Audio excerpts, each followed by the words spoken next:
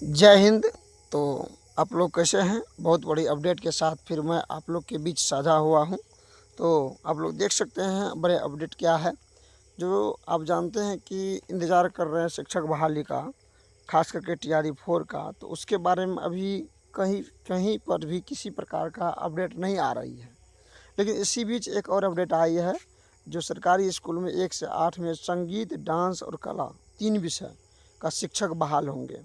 क्योंकि इससे पहले जो ये 3 विषय था, चाहे वो संगीत हो, चाहे वो डांस हो, चाहे वो कला हो, वो 10th से लेकर के 12th तक के ही स्कूल में संचालित हुआ करता था। लेकिन पर्सनली अब जो है कराया 8वीं कक्षा में अब आर्ट एजुकेशन भी शुरू होगी। इसकी योग्यता क्या होगी, ये सारे हम बात पर डिस्कस करेंगे। आदेश जारी हो चुका है। तो अगर यदि इस चैनल पर आप लोग पहली बार है तो चैनल को सब्सक्राइब कर ले, बेल आइकन भी दबा दे और शेयर भी कर सकते हैं। अगर आप लोग को पसंद आए तो लाइक भी कर दे। चलिए अब देख लीजिए, यही आज का अपडेट है कि थिएटर, संगीत, नृत्य की बारीकी सीखेंगे बच्चे। क्या है, 8वीं कक्षा में अब आर्ट एजुकेशन अनिवार्य होगा। इसका मतलब अनिवार्य होगा तो इसका शिक्षक रहेंगे तब तो। इसका मतलब है कि इसकी बहाली होने को है।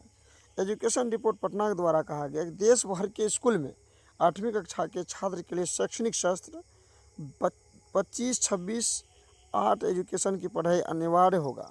यह फैसला राष्ट्रीय शिक्षा नीति 2020 और राष्ट्रीय पाठ्यचर्या रूपरेखा 2023 के तहत लिया गया।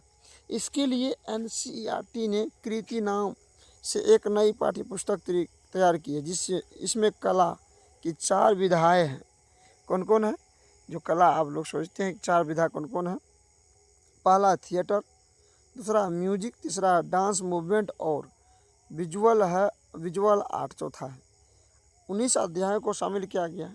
छात्रों को विभिन्न राज्यों के पारंपरिक गीत, नृत्य, शास्त्रीय संगीत, भक्ति और सूफी संगीत, क्योंकि धीरे धीरे भक्ति से जो है बच्चे को या और कोई आदमी को धीरे धीरे संगीत से रुचि हटते जा रहा है, इसीलिए कह रहा है भक्ति और सूफी संगीत की जानकारी दी जाएगी। क्लासिकल संगीत, तुलसीदास, मीराबाई जैसे भक्ति कवियों के भजन और बाबा फरीद, ख्वाजा मोइनुद्दीन चिश्ती जैसे संतों के सूफी गीत की जानकारी दी जाएगी। अगला अपडेट, अगला बात यह क्या कर रहा है, पढ़ाई से रिलेटेड है। फिर कह रहा है सप्ताह में 4 क्लास और 1 प्रैक्टिकल होगा। इसके लिए, केवल इसके लिए सप्ताह में 4 क्लास और 1 प्रैक्टिकल होगा। सोमवार को थिएटर, मंगलवार को संगीत, बुधवार को डांस और गुरुवार को विजुअल आर्ट की पढ़ाई होगी।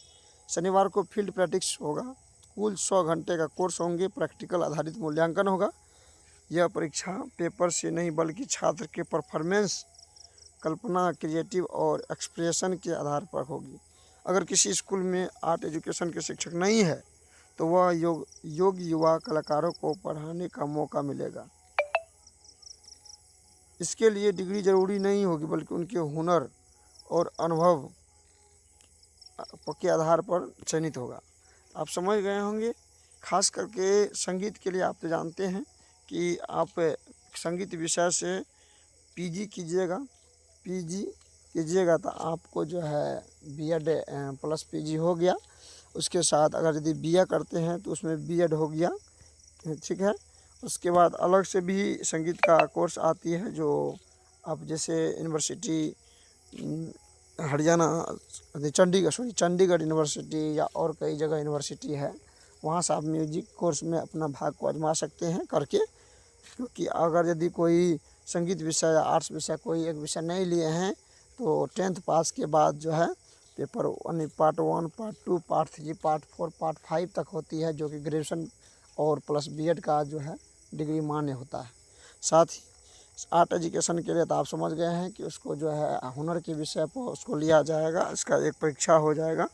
और डांसिंग के लिए भी आप जानते हैं कि म्यूजिक में ही एक पार्ट होता है डांसिंग, उसके आधार पर प्रैक्टिकल थ्योरी के साथ फिर आपको योग्यता देखा जाएगा। साथ ही उसके बाद संगीत के लिए आप समझ ही गए हैं, तो ललित कला जिसको कहते हैं वही हो गया आर्ट। तो आज की वीडियो में इतना ही, फिर मिलते हैं इस वीडियो में, तब तक के लिए धन्यवाद। जय हिंद, जय भारत।